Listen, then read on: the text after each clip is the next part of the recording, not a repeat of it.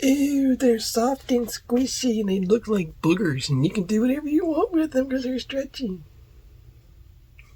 Hey guys, the bait of the day, slider worms. This is going to be a tutorial on how to fish slider worms, at least how I fish them anyway. Are you ready to run and gun? It's time for blast off. Let's go.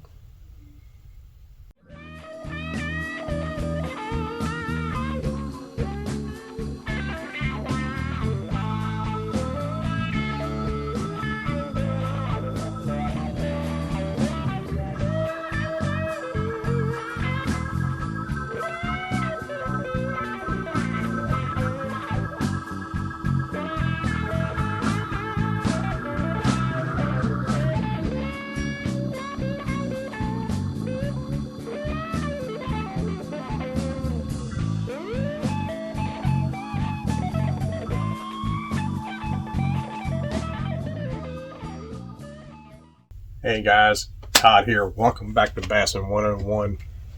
I have got a treat today. We're going to be learning how to slider fish. What is a slider worm? Well, I think most of you probably know what it is. But it's basically a system of jig heads in the worm. Different kinds, different shapes. It's your own personal choice. But I'm going to show you what I use because I'm pretty much an authority on slider fishing, because I'm going to tell you what, it's my crutch. And also, if I had one style of fishing or one system to throw the rest of my life, I'll do a slider. And I'm not kidding about that. I love all my other techniques. I have confidence in them. But man, if I had one thing to throw the rest of my life, give me these, give me a bunch of colors I can manipulate crawfish, minnows, all kinds of stuff in, and just give me the choice of heads I'm going to show you today. Now, number one, go online on Slider's website and get this book. I know it was written in 1978 and it might seem like it's old. I'm going to tell you what, there's a lot of information in this short little book. And old Charlie Brewer puts it all out there. Really good book. He's got a good video too, but you have to go on YouTube to watch it. I don't put any links down there. Just go on YouTube, look up slider fishing. You'll see Charlie's video up there, because there's not a lot of slider up there. Okay? Now, I thought I would do this because my buddy Chris at Retro Bassin did a slider video about a week or so back, and I feel so sorry for the boy. He was looking up online trying to find out how to throw a slider worm. I saw him jigging that thing, and he was looked like the poor boy was lost. And all I kept thinking to myself was, man, I wish I was there to help him out, because there was fish where he was at. He couldn't get a hook in any of them. Well, one, you can't use that rod he was using. That's way too whippy for that kind of technique. But regardless, it was still kind of cool to see an old rod like that. Especially if you can keep it together, Chris. Yeah, they're not supposed to come apart when you cast them. Little hint there. Anyway, he knows what I mean. Okay, now, getting back to the sliders. Now, let me put on my spectacles here because I am getting a little blind in my old age. All right, now, I use 4 heads. Okay? Now, the 4 heads I use, one is the original slider, pancake head. This is the Pro Series with the black nickel hook. I take a pair of pliers and I barely bend that tip back. I mean, barely. Can you see that? It's barely bent back. I'll show you why here in a minute. This is a 16th ounce. The other ones I throw, if I have to go heavy with a lot of wind or a lot of depth, man, I step all the way up to 1/8 ounce. Reason is, the lighter you can keep these worms, the more effective they are. So 1/8 ounce to me is really bulldogging it, okay?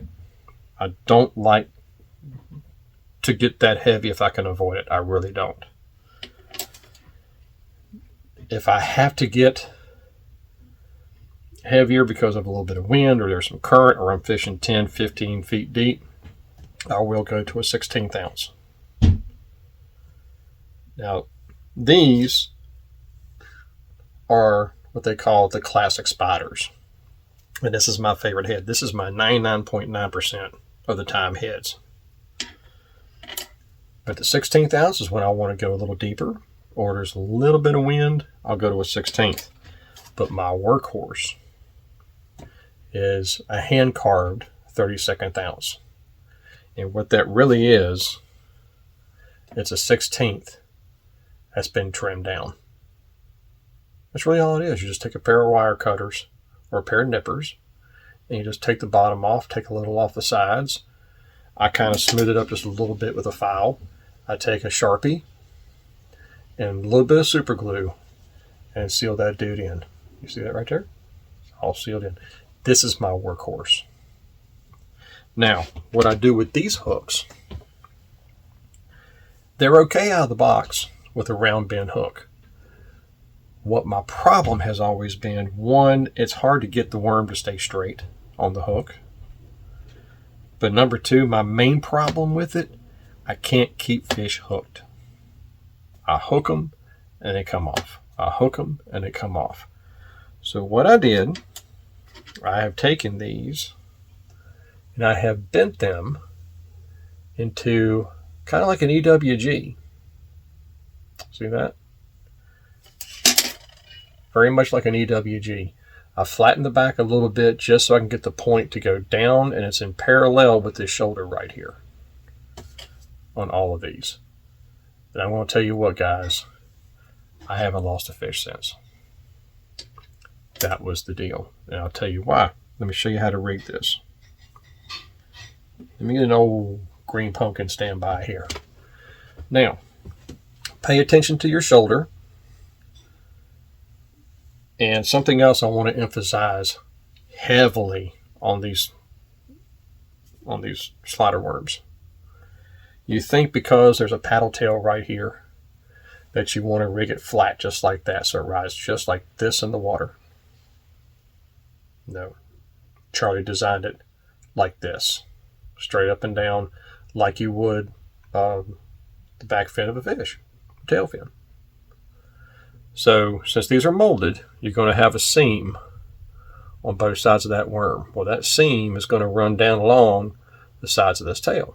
Okay? So when you rig it, you always rig it one of the seams up, because that way your tail will sit like this, not flat like that. I know that sounds weird, but I'm telling you guys, this is how it's done. So let's go in about 3/8 of an inch, because you got a good 3/8 right here. Always wet it just a little bit. Now sometimes what I will do is I will take a very small drop of glue and then push it right up in there. But if you look at that worm sitting now with that hook. You see what I'm talking about?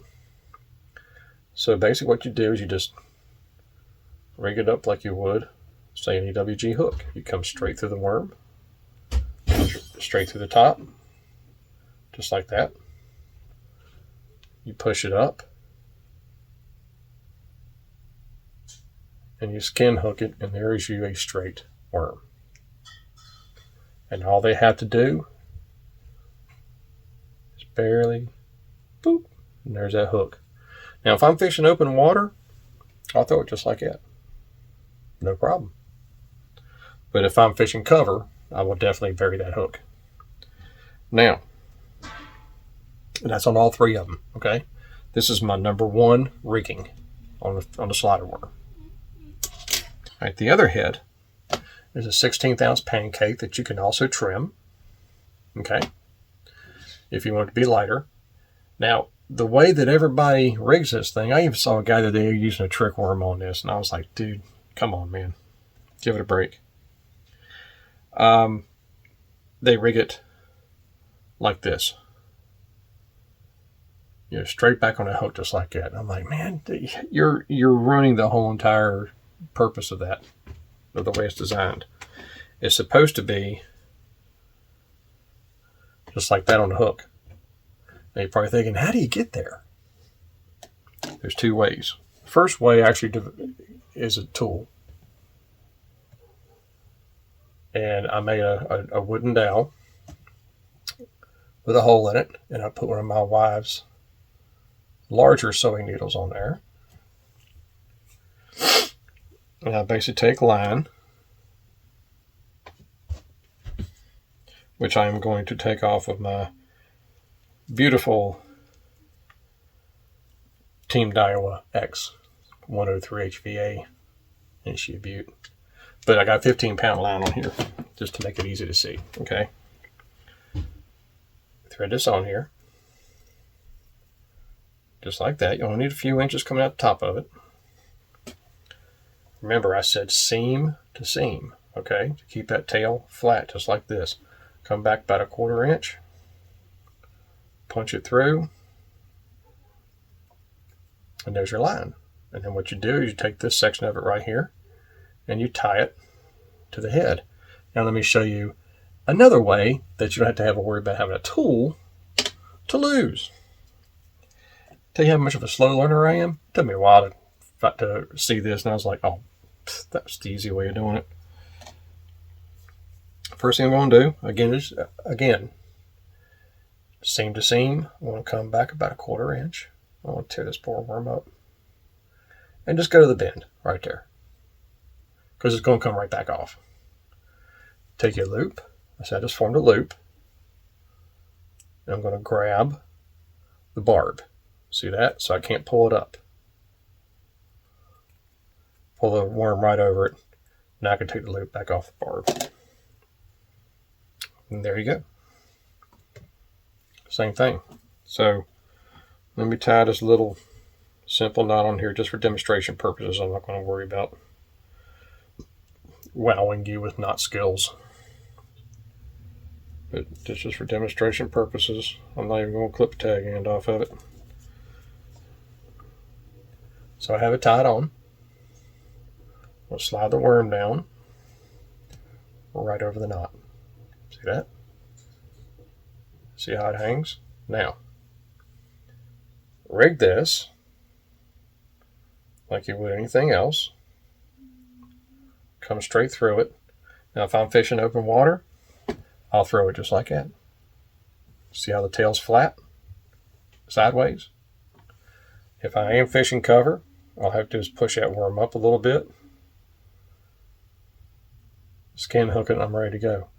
This is the reason I have the hook barely pointed up, so that it's easy for that hook to come out. And I can get a better hookup ratio. Now, you're thinking, man, aren't you going to pull the hook out? No. I'm not going to pull the hook out, and I'll tell you why. The reason is, sit down for this one. The size line I throw, I use a 6-pound braid, and I use a 4-pound leader. And you're going to think, oh my gosh. You can also use straight monofilament. You can use straight fluoro. I don't like straight fluoro. I like mono and like a 4-pound. Actually, believe it or not, 4-pound Trilene XT, the heavy cover stuff, flies through the guts of a spinning rod.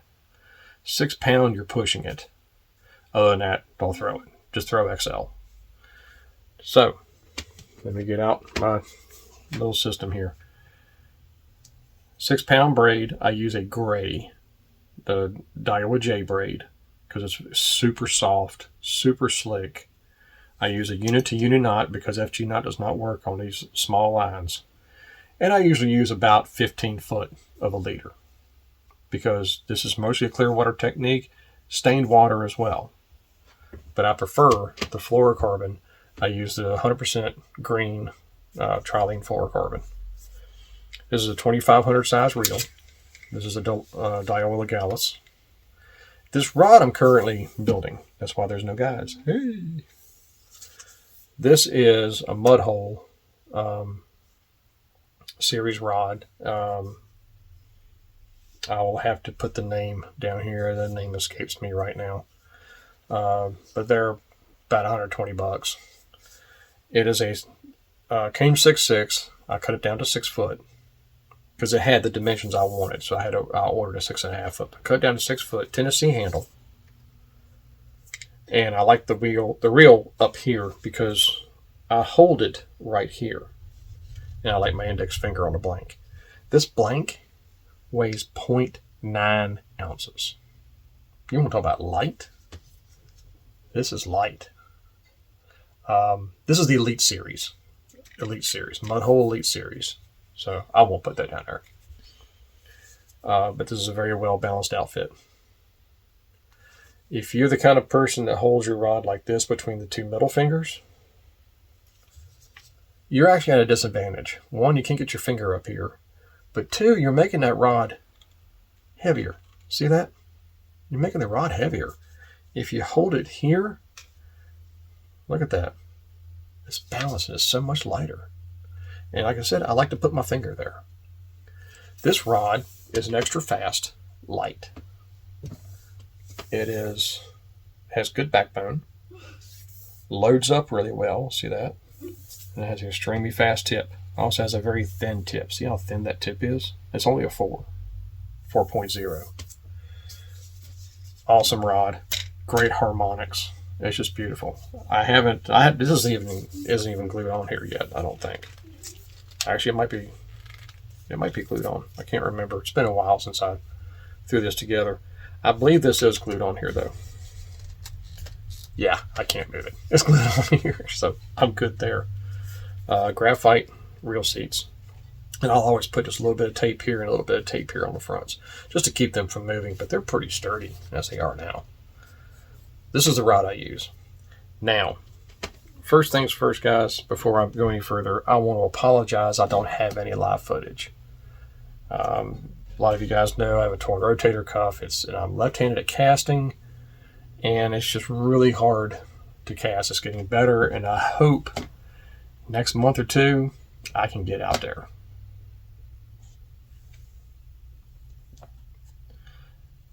Now,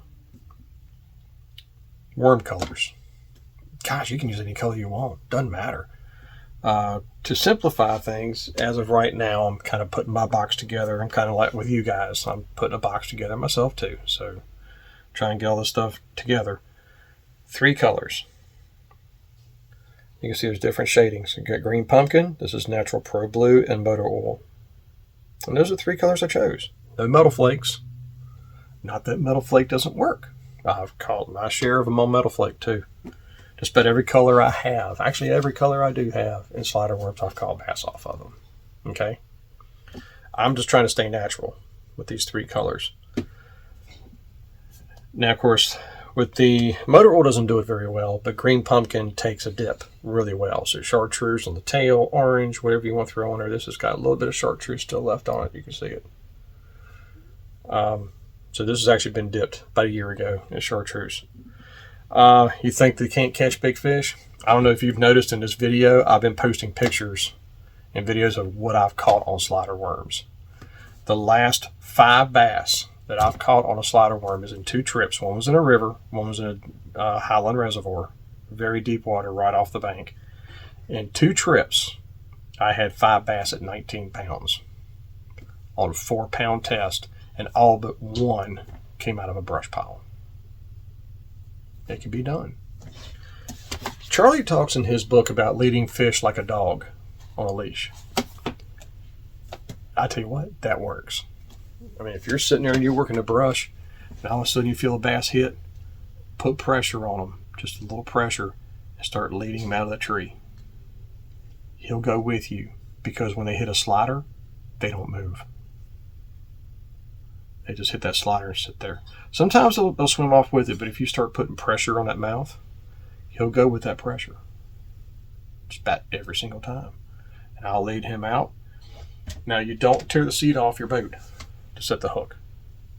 Be very gentle with this hook set. All you have to do, kind of like you do a Carolina rig, you just kind of sweep it. And start reeling to make sure to get that hook drove in. Okay? Make sure your drag's set good. Actually, as soon as I set the hook, I'll usually just back off the drag. Now, one thing I do that you guys are probably going to think, what an idiot, he's going to lose fish every time. I have yet to lose a fish. But I have noticed if I don't do this, I don't get the barb in just about every time. Okay? I'll land him, but he's not fully barbed. So I do a slackline snap. And you're thinking, what's a slackline snap? And what kind of system has that moron come up with? Now, let me tell you something. It works. The buddy of mine I was with last year, I showed him how I snapped him. And he says, that's crazy. I've never seen nothing like that. I said, yeah, but when I lip them, you'll see them barbed. And he gets barbed. So when I'm fishing him, as soon as I get a good angle on him, and he's, you don't want him jumping. You want him down. I'll give him 6 inches of slack and pop it. Just like that. Yeah, I don't know if I can do it slow motion here, but I basically drop it about 6 inches, which gives him just a little slack, and come right back up where I was. What that does is it kind of makes it go and barbs him. He won't spit it out because it happens so fast. This is how fast I do it. If I'm going across with him, that's how fast it happens. He can't spit it out. I haven't lost one. I'm not kidding. I haven't lost one. The pictures will show it. But that's how I get the barb in them. Now, the way you fish a slider, there are several different ways. My main productive way is dragging it on the bottom. You can do that with a rod tip. Slowly drag it. Take up your slack. And I'm talking 9 o'clock, 11 o'clock. 9 o'clock, 11 o'clock. Just sweeps. Just like that. Another way, especially if you're fishing deeper water, you're trying to keep in contact with the bottom. So once you get that dude out there, keep your rod tip down, slow crank it. If you stop feeling bottom, stop. Start cranking again. I'm going to tell you what, there's another way too. You don't always have to be fishing the bottom. I've caught them just reeling in the middle of the water column, just like he says in his book. If you're trying to figure out what depth they're going to be holding at, I mean, I might see them fishing 10 foot of water in the river or the lake. I'll shuck that dude out there. And as soon as it hits the water, I might count 1, 2, put the rod tip down and start cranking. And I'm going to tell you what, in the wintertime, this might be what I'm doing right here. You're probably thinking, that's crazy. Well, I'm also using a 32nd ounce. But this worm is constantly very little shimmy as you're reeling, because no matter what you do, your hand vibrates as you're cranking. And all of your nerves in your arm goes right up the rod tip. I'll prove it. I'm going to try to hold this worm as still as I can. Still moving in it. So those are several ways to do it. I'll tell you a situation I had about a year or so back, a couple of years back. I had made a bad cast. That never happens. We're always accurate. And I was burning it back in to get back to the boat. I seen a smallmouth come up, grab at the tail, turn around and leave. And I started thinking, whoa, I might be onto something. So I made the next cast and started burning it right up under the surface. After about 2 casts into it, a 2-pound smallmouth grabbed that dude, this deep underwater, flying through the water column. I was like, oh my gosh. And for about the next couple hours, that's how I caught them. That's what they wanted. That's crazy, isn't it? But that's, and I remember it was that natural blue color. So isn't that crazy? That's just, they must have thought it was a minnow, just shooting across, getting out of the way of everything. So I tell you another way that I throw them too. I do these a lot like I do a Texas rig. As soon as I throw them, if I'm fishing on the bottom, I'll let the thing hit bottom and I'll sit there for about 5 seconds. You'd be surprised how many times you'll start seeing your line move. You won't feel them, but you'll see your line going off. Well, I think you know what to do then. So, but even if one doesn't pick it up, I'll go ahead and start doing my presentation after that. But don't ever hop this worm. Don't ever shake this worm. That's not what it's for. It's a slider. It slides. Okay? Now, I think, if I'm not mistaken, I think that wraps it all up what I wanted to say. I don't think there's anything else I can remember off the top of my head. I mean, I am getting old. I'll probably forget a lot of things. But I'm not trying to say I'm an expert at slider worms.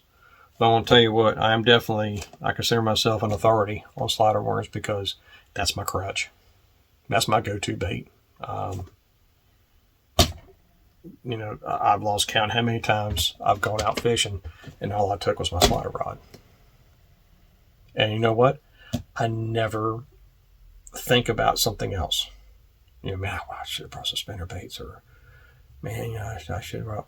If I'm not catching them on a slider worm, I'm either going to change colors or jig head size, or 9 times out of 10, I'm going to change my presentation. So if I'm sitting there dragging bottom for half hour and I don't get nothing, I'm going to start going over into the water column a little bit, start mid fishing, see what happens. Sometimes I might even go to a 1/16 ounce in shallower water just so I can get a little bit faster retrieve on the bottom. That doesn't take much. But that's all I can think of right now, guys. I hope I covered everything. Very important. If you're the kind of guy that likes to blow and go, run and gun, power fish, this is not for you. I'm not trying to discourage you. I'm not trying to say, wow, you blow and go guys can't fish stuff like this. I'm not trying to be mean. I'm just being honest with you. If you're a fast fisherman, if you like your worms and